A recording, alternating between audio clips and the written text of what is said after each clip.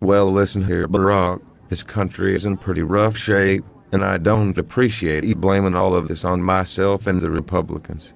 Now, what do you have to say for yourself? Listen, W, I inherited this mess from you and you know it. To think that the Americans were smart enough to elect you to 2 terms is baffling. Listen, Barack, ever since I quit being the president, my life has been pretty, well, boring.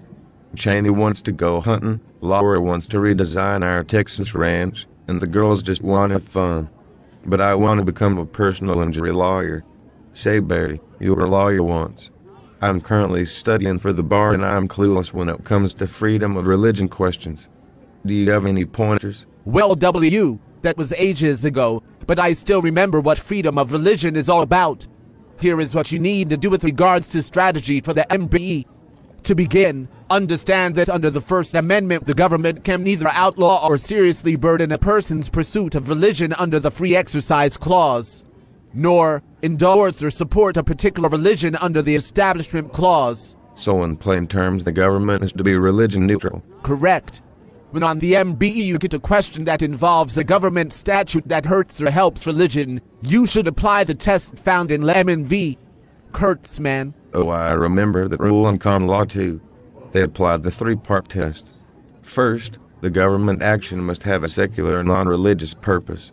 Next, the primary or principal effect of the action must not be the advancement of religion.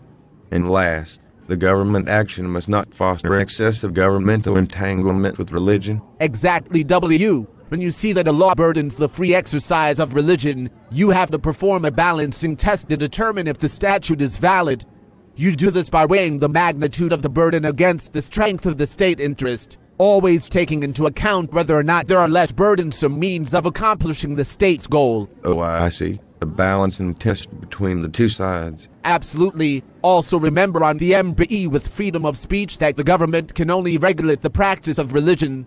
They can't stop you from believing in a certain religion, but they can burden the practice of your beliefs, if again the burden meets the balancing test.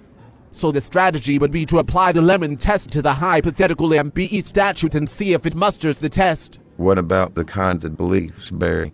Can the First Amendment protect that? You got it, W, but only if those beliefs parallel traditional religious views.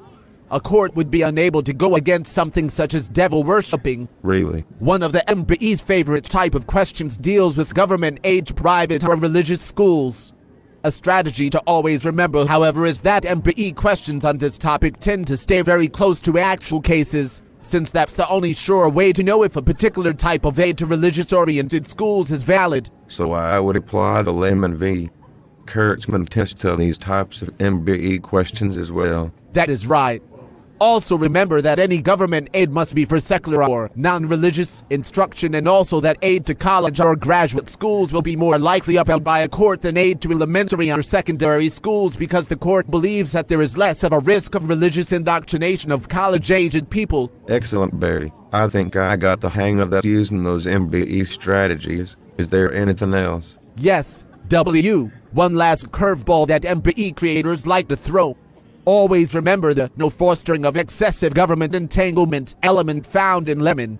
If the government is involved in watching how the granted federal funds are spent, they can be subsequently wrapped into an entanglement issue, making the grant, which is normally allowed, then unconstitutional. Got it.